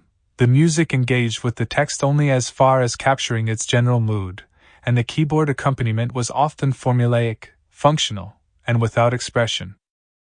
Haydn and Beethoven were introduced to the medium when commissioned to produce arrangements of folk songs, while the songs of Mozart, who reserved his most sophisticated word setting for opera, are small-scale and modest in their scope. Writing songs was a sideline rather than a central part of any of these composers' activities. Piano and song. Schubert came of age in a world of increased poetic sensibility, of emphasis on subjective experience. The piano, still a relatively recent invention, had grown both in technical capacity and availability. Domestic performances were on the rise, especially in Vienna, whose middle class, held back in many ways by a strictly controlled society, sought private outlets for their artistic impulses. This amateur form of music making, away from the formal courts and concert societies, was reaching new levels of sophistication. In his all too brief life, Schubert composed some 600 songs. The first to be published, Rohkönig, and Gretchen am Spinnrad, composed when Schubert was just 17, remain among his most popular. Set to text by Johann Wolfgang von Goethe, they offered a new sort of song. Both are, through composed and present, powerful miniature dramas moving inexorably toward their climaxes. Rohkönig features a narrating voice as well as the voices of a father, his son, and the titular Erlking, a malevolent goblin-like creature who inhabits the dark forest of the romantic imagination. Gretchen, meanwhile, is the tragic heroine of Goethe's masterpiece, Faust. In 1816, Schubert composed Der Wanderer, one of many songs focusing on another quintessential figure of German Romanticism, whose dilemma is summed up in the song's final line. There, where you are not, is happiness. Schubert would also compose songs that espoused folkish simplicity, and throughout his short but intensely creative life, he would alternate between complex and more straightforward forms. His output for voice is remarkable for the variety and richness of his melodic inspiration, but the role of the piano accompaniment also developed greatly in Schubert's hands. It grew from offering straightforward support to include sophisticated reflections of, and reactions to, the content of the poem he was setting. Schubert's art songs, or Lieder, were usually played in the private homes of his friends. Large-scale public concerts were typically reserved for more sweeping orchestral works. My compositions spring from my sorrows. Those that give the world the greatest delight were born of my deepest griefs. Franz Schubert. Song cycles. The complete array of Schubert's art is evident in his first song cycle, Die Schönmüllerin, published in 1824. For the cycle's 20 songs, Schubert selected poems from a collection by Wilhelm Müller, a contemporary poet whose verses Schubert also used for Winterreise, his second song cycle, 3 years later. Die Schönmüllerin loosely follows the story of a young miller boy's infatuation with the beautiful daughter of a mill owner, from his early obsession, through jealousy and resignation to, listeners are left to assume, suicide. The narrative is presented largely through suggestion, with the poems giving snapshots in time, presented primarily in the voice of the miller boy himself. Together the songs encapsulate many of the quintessential themes of romantic poetry, not least the solitude of the outsider, and the desire, in the face of rejection, to find solace in nature. These ideas would be explored with an even greater level of intensity in Winterreise, in which the poems chart the progress of a lovelorn, solitary wanderer through a bleak wintry landscape. The songs of Schwanensang, published together after Schubert's death but never conceived as a cycle, push the genre even further and can be shocking in their expressionistic power. Franz Schubert. Born in a poor district of Vienna in 1797, Schubert was the son of a well-known schoolmaster and music teacher who taught him to play the piano and violin. He composed from an early age and soon found favor with prominent figures in Vienna, such as Antonio Salieri. Despite this success in large-scale, public composition eluded him. Schubert managed to make a respectable living with works aimed at the amateur market, such as compositions and songs for piano. Although a few of his chamber pieces were performed in public, many of his best works, piano sonatas and symphonies among them, were only rediscovered years after his death in 1828, at 31. This led to a reappraisal that cemented his reputation as a master composer of instrumental music as well as song. Other key works: 1822 Symphony in B minor, D759, 1822 Mass No. 2 in G major, D167, 1828 String Quintet in C, D956. Private to public. The songs of Die Schönmüllerin were, Like so much of the music by Schubert that was disseminated during his lifetime, originally designed primarily for private performances, such as those Schubert would give with his friends, known as Schubertiads, and they were not initially published together as a cycle. The first public performance of the cycle as a whole was not until 1856. As the 20th century approached, the Lied also became an increasingly public form, even if many composers continued to use it for some of their most personal works. Romantic vehicle.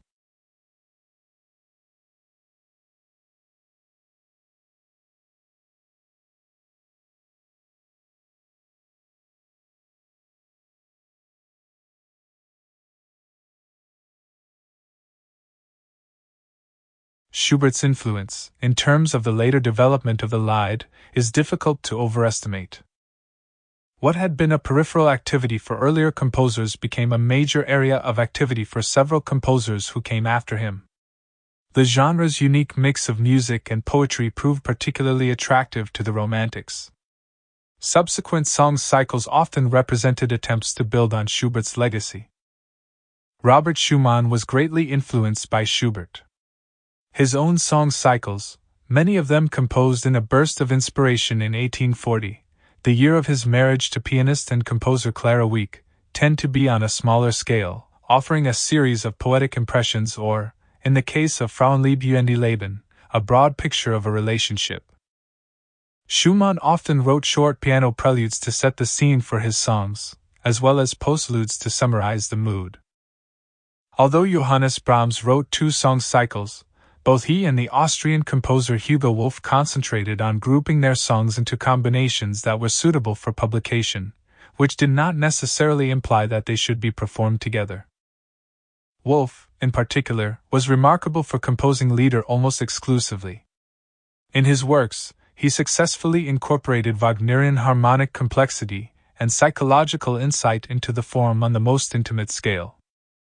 Schubert set several of Goethe's poems to music, including his tragic 1778 work, In den Mond. This handwritten manuscript of Schubert's dates from 1815. French Romantic Chanson. The story of the art song in France was largely colored by the cultural landscape in Paris, where song, melody or chanson, designed primarily for performance in private salons, existed in the shadows of opera. French song faced an additional problem. The irregular emphases and rhythms of the language made it difficult to set words to music with naturalness. Nevertheless, the genre in France became more ambitious and sophisticated toward the end of the 19th century, following works by composers such as Hector Berlioz, whose Les Nuits d'été, a setting for 6 poems by Théophile Gautier, count among the first songs for voice and orchestra in the repertoire, although they were written for piano accompaniment originally. While subsequently influenced by German composer Richard Wagner, a uniquely French branch of art song developed in the hands of Gabriel Fauré, Claude Debussy, and Francis Poulenc. There is no song of Schubert's from which one cannot learn something. Johannes Brahms. Song legacy. Schubert's wider influence was enormous, too, and a greater desire to raise song to a higher artistic plane coincided, in the second half of the 19th century, with attempts to assert and define nationhood, both in the German-speaking world and beyond. The songs of such composers as Antonin Dvorak and Modest Mussorgsky often have a nationalistic coloring. At the turn of the 20th century, Gustav Mahler firmly put the genre in the public sphere, not least because he was one of the first composers to orchestrate his songs himself, as would Richard Strauss. Several of Mahler's songs also found their way into his early symphonies, either complete or reworked as instrumental movements. Strauss, meanwhile, composed songs throughout his long life and wrote his valedictory masterpiece, The 4 Last Songs, for soprano voice and orchestra, in 1948. The art song also flourished in France, Great Britain, and the United States, especially in the 20th century, with such composers as Ralph Vaughan Williams, Gerald Finzi, Charles Ives, and Benjamin Britten, who, as a fine pianist, made a specialty of performing Schubert's song cycles. Hugo Wolf wrote several hundred art songs, often with deeply romantic and personal themes, as captured on this postcard depicting a song from his Spanish songbook of 1891. See also, Symphonie Fantastique Schumann Symphony No. 1 Faust Symphony also Sprach Zarathustra. In context. Focus. Proto-Romanticism before 1781 Haydn, the inventor of the string quartet, publishes his Op. 33 quartets. 1782-1785 Mozart writes 6 quartets, which he dedicates to composer Joseph Haydn. 1824 Franz Schubert writes string quartet No. 14, known as Death and the Maiden. After 1827-1829 Felix Mendelssohn composes his string quartets Op. 12 and Op. 13. The Op. 13 quartet in particular has echoes of Beethoven's Op. 95 and Op. 132. 1828 Schubert's last wish on his deathbed is to hear Beethoven's Op. 131 quartet. 1873 Johannes Brahms publishes string quartet No. 1 in C minor and string quartet No. 2 in A minor, comprising his Op. 51. These are Brahms's 20th attempt at writing quartets. 1934 Michael Tippett composes the first of his 5 quartets, all inspired by specific Beethoven works. Beethoven's music divides into 3 stylistic periods: the early, the middle, and the late. He was born in 1770, and by the age of 27, he had written a variety of works. However, for much of this period, he avoided the territory dominated by Haydn and Mozart, the string quartet. It was not until the end of the 1790s, by which time he was no longer being compared to Mozart, that Beethoven wrote his first quartets, the Op. 18. These 6 works show such energy and technical mastery that had his life been cut short at this point, he would still be placed among the world's great composers. The shadow of Mozart mixes with the spirit of Haydn through his first 5 quartets, but in the 6th Beethoven sowed the seeds of his later work. Beethoven's middle period included his heroic phase of 1803-1808, during which he wrote the Eroica, Symphony for and about Napoleon Bonaparte. The middle period was a time of energy and positive commitment to Beethoven's humanistic and political beliefs. The period is often considered to have begun in the wake of his Heiligenstadt Testament of 1802, a letter he had written to his 2 brothers describing his despair at his profound loss of hearing. Only his music, Beethoven wrote, held him back from suicide. Beethoven's Violin Concerto is an outstanding example of the productive middle period, in which he began to turn away from classical conventions, developing a bolder individual style and producing many of his most famous compositions.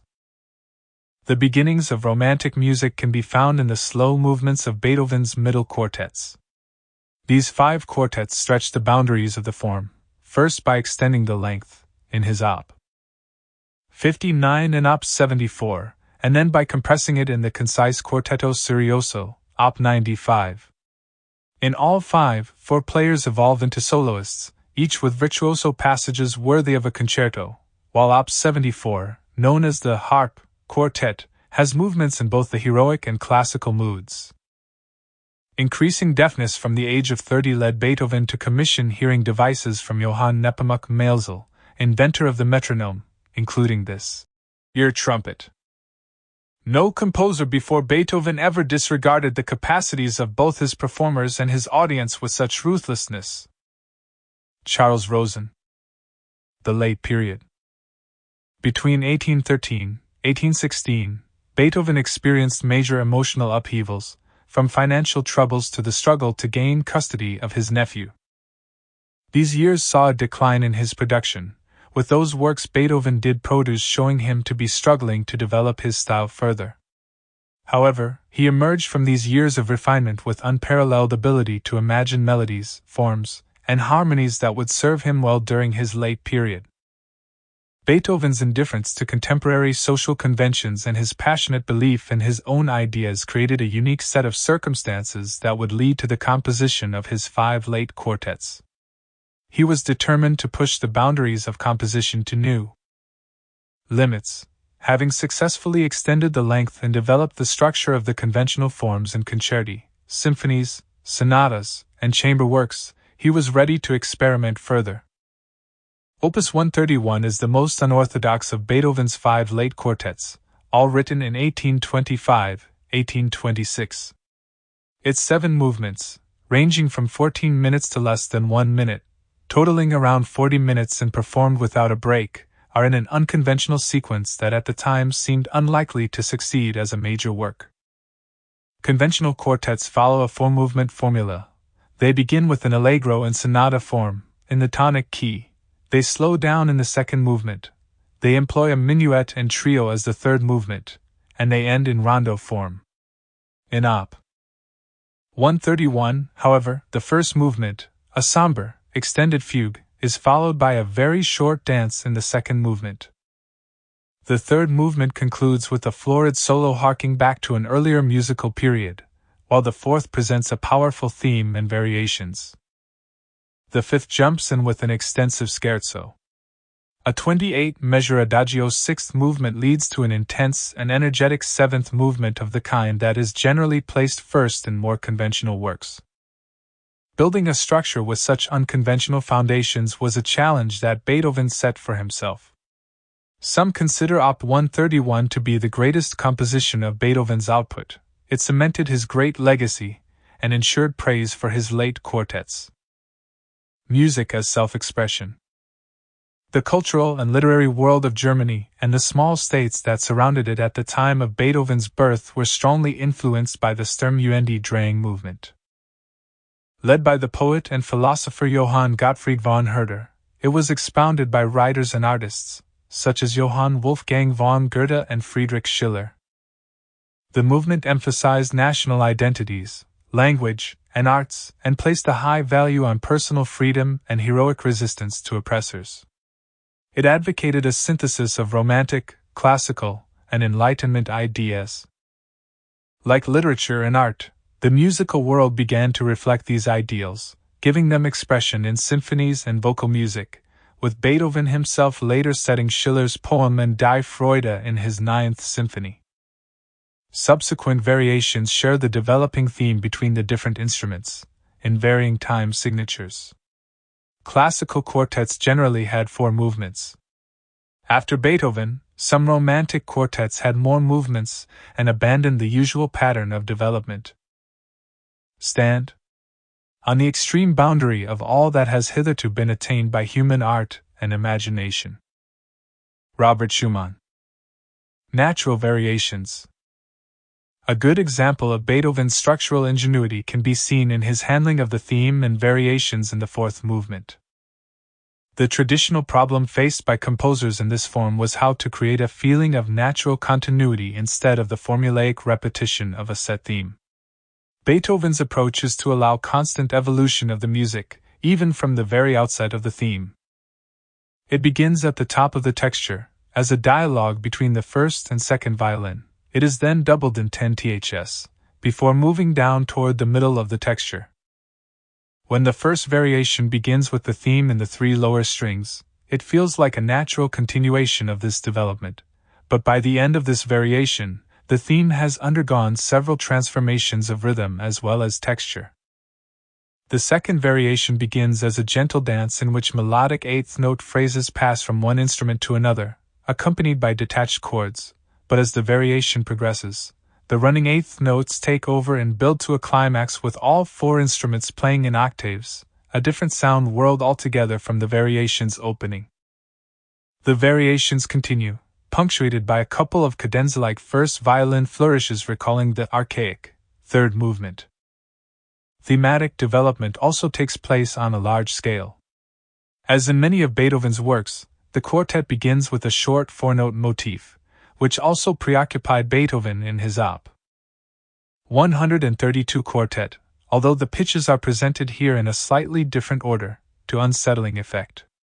This motif forms the first half of the opening fugue subject, which, in turn, provides many of the motivic ideas from which the other movements are developed. Rousing ending. The 5th movement's key of E major is the optimistic sister to the sad home key of C sharp minor, and following convention, a light-hearted scherzo alternates with a contrasting trio. Unusually, however, Beethoven not only extends the conventional ABA form with a further repeat of the trio and scherzo but finishes with a curtailed repeat of each theme. This repetition allows him to explore various moods and techniques, not least in a passage played sul ponticello, creating a glassy, delicate sound. A powerful crescendo then leads to 2 sets of 3 chords, each followed by a dramatic silence heralding the 6th movement. In this short adagio, led by the viola, the 4-note motif from the first movement is transformed by denying the use of its 4th and most expressive note. An optimistic upward motion is always repelled by a sad, descending answer. In the 7th movement, the previous ideas come to a satisfying musical conclusion. As the music progresses, fragments of the first movement begin to surface until the 4-note motif reappears. Many dark and menacing sounds follow before one of Beethoven's most romantic themes appears, free in its pacing and encompassing expressive leaps. After the theme reaches its culmination, a ghost appears, recalling the melody first heard at the very start of the work. After this, the music begins to reflect the drained physical state of the players after continuous playing for almost 40 minutes. The music dissipates as the tempo gets slower, yet the expected soft ending to the piece does not appear. In one last, defiant gesture, the energies of the players are revived for a last push to end on 3 affirmative chords. A statue of Beethoven was erected, in 1880, on the Beethovenplatz in Vienna, Austria. The figures sitting below the composer are allegorical representations of his symphonies. Lasting influence. Beethoven's late quartets, which start and end with 4 movement structures but experiment with 5, 6, and 7 movements, were his final gift to the world before his death in 1827. With them, Beethoven transformed the string quartet, influencing Schumann, Mendelssohn, Brahms, Bartók, Schoenberg, Shostakovich, and Tippett, and became an imposing mentor and inspiration to all those who came after. To play a wrong note is insignificant. To play without passion is inexcusable. Ludwig van Beethoven. See also, Haydn's String Quartet in C major, Op. 54, Eroica, Symphony Brahms's Symphony No. 1 Piero Lunaire Shostakovich's Fifth Symphony. In context. Focus. The Programmatic Symphony before.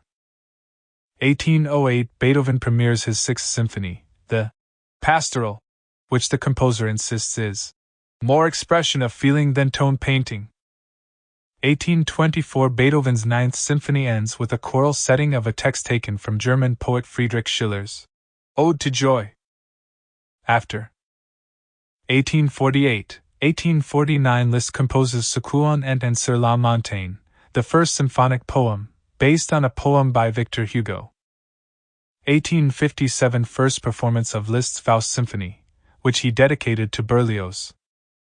Throughout his career, French composer Hector Berlioz explored the format of the programmatic symphony, a mood-evoking work influenced by subjects outside of music, such as literature and art. It was his Symphonie Fantastique, however, composed early in his career, that proved to be his most successful and enduring work in the genre. Berlioz's Inspiriton. In 1827, as a 23-year-old music student, Berlioz went to see a performance in Paris of Shakespeare's Romeo and Juliet starring the Irish actress Harriet Smithson as Juliet. It proved to be a fateful encounter, because Berlioz fell in love with Smithson and would expend much energy over the next few years pursuing her. During the course of this infatuation, he felt compelled to write a piece that would describe his heightened passion and its attendant joys and sorrows. He intended its performance to launch his career with a bold stroke and at the same time dazzle Smithson. The resulting piece Symphonie Fantastique premiered at the Paris Conservatoire on December 5, 1830, and a printed synopsis of the plot was supplied. No one who hears this symphony here in Paris, played by Berlioz's orchestra, can help believing that he is hearing a marvel without precedent. Richard Wagner. Love and Death.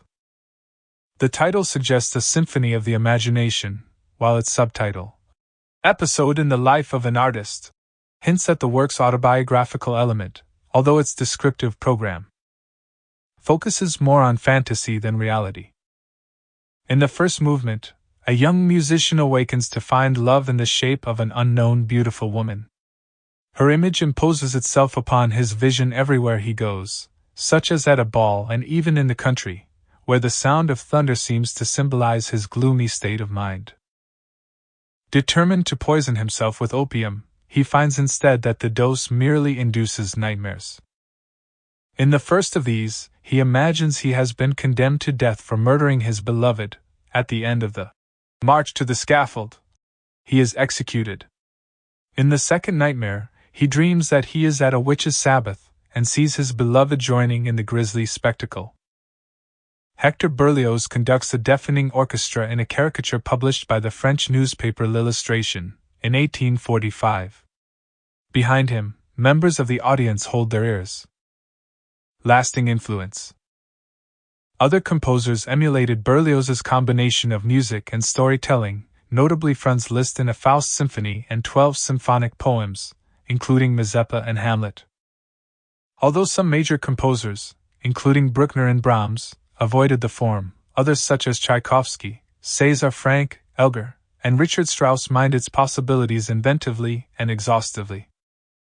Hector Berlioz. The son of a doctor, Berlioz was born at La Côte-Saint-André, in southeastern France, in 1803. At 12, he began studying music, and at 17, he moved to Paris to study at the Conservatoire. In 1833, on his fifth attempt, Berlioz won the Prix de Rome. By then, he had produced his Symphonie Fantastique to impress the actress Harriet Smithson, whom he later married.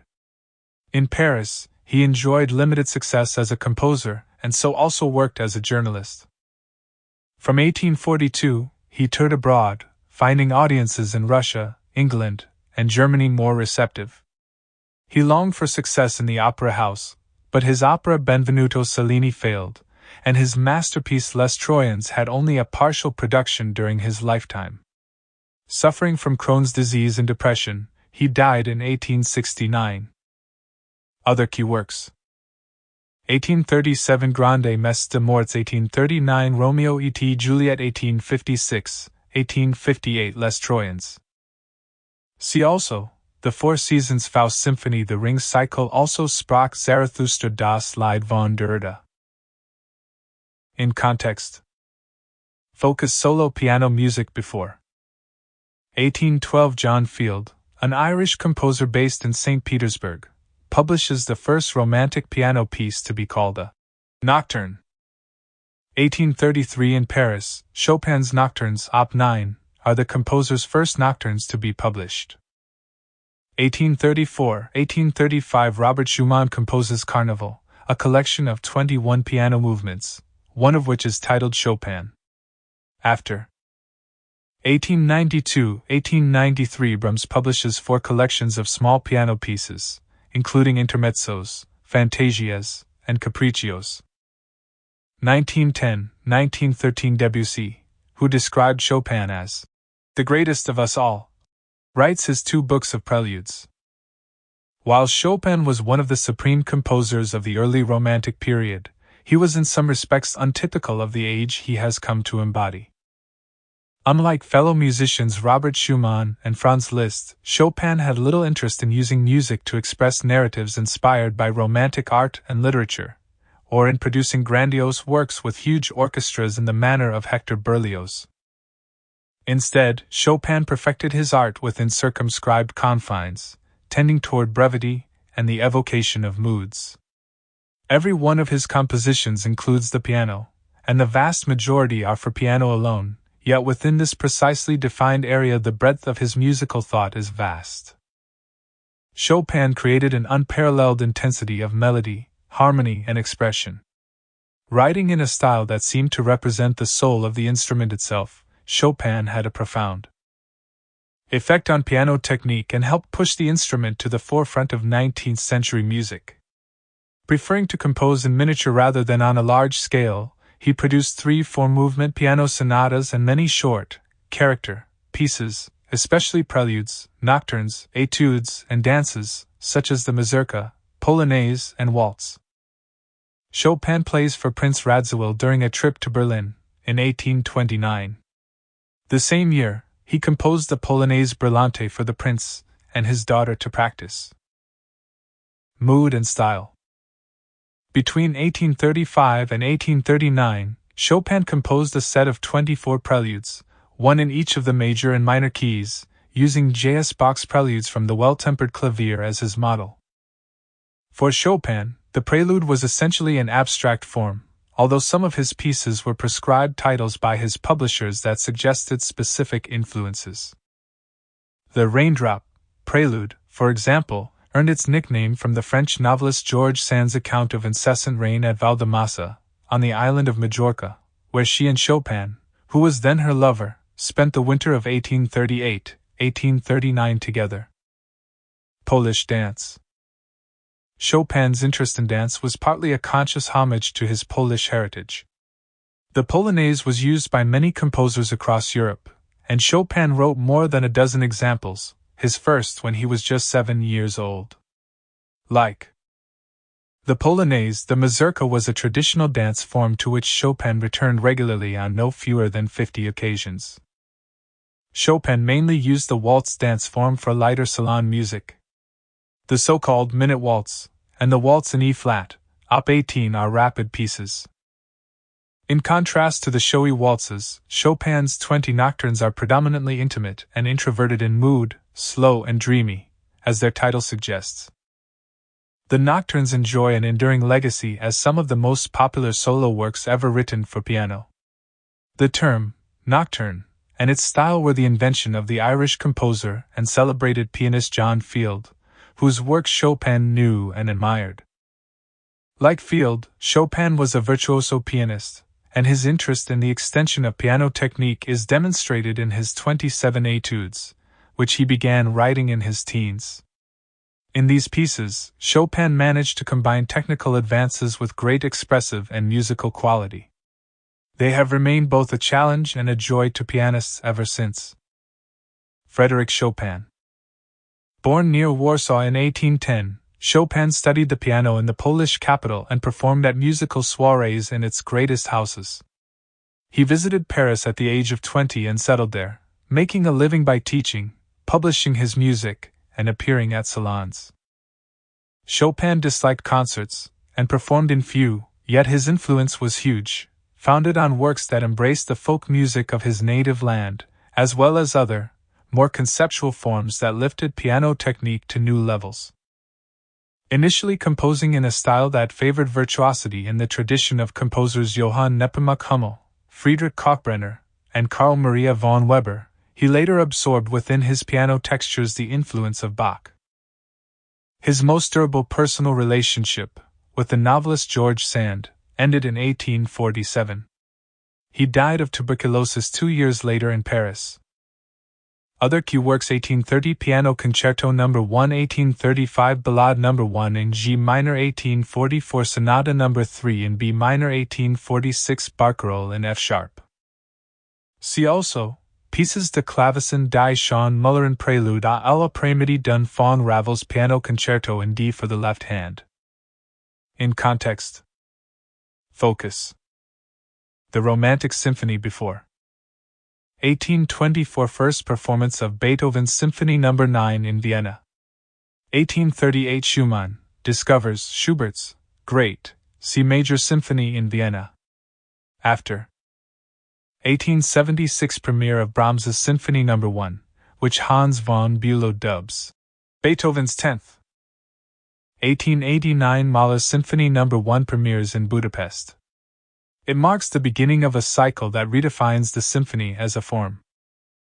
At the end of the classical age, Beethoven's Ninth Symphony, with its revolutionary message, inclusion of a choir and soloists, and many narrative musical features, offered a bold new vision of what a symphony might be. Yet many other Romantic composers, such as Chopin and Wagner, felt that Beethoven had taken the symphony to such heights with his ninth that they could go no further with developing its form, and they turned to other genres instead. This led to a dearth of symphonic writing until the second half of the 19th century. Nonetheless, the symphonies that were produced by the most successful Romantic composers were among the greatest music written in the 19th century. These works include Hector Berlioz's Symphonie Fantastique, Franz Liszt's Faust Symphony, and Robert Schumann's Symphony No. 1, known as the Spring Symphony. Nothing right in art can be accomplished without enthusiasm. Robert Schumann. Schubert's influence. At the same time that Beethoven was writing his last symphony, Schubert was also working on his mature works in the genre. In 1822, he started on his Ninth Symphony, now known as the Great C Major Symphony. Unperformed in his lifetime, it was discovered by Schubert's friend Schumann on a visit to Vienna after Schubert's death. Schumann took a copy of the manuscript back to Leipzig, where Felix Mendelssohn conducted its premiere in 1839. While Beethoven's works focused on an intense musical argument and inner drive, Schubert approached the form as a more gentle and discursive structure, reminiscent of the Romantic novels of the period. In Schubert's Ninth Symphony, unexpected and non-traditional keys are used to produce a greater range of moods. Taking some 55 minutes to perform, a long work for the period, the piece extends many traditional features of the symphony, such as the introduction to the first movement and the numerous thematic elements in the last. Schumann's wife, Clara, was the daughter of his first piano instructor, Friedrich Wieck. Both Clara and her father were celebrated for their skills on the keyboard. Taking up the baton.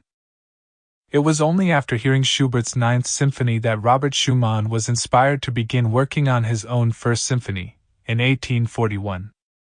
Until then, he had mainly been known as a composer of piano pieces.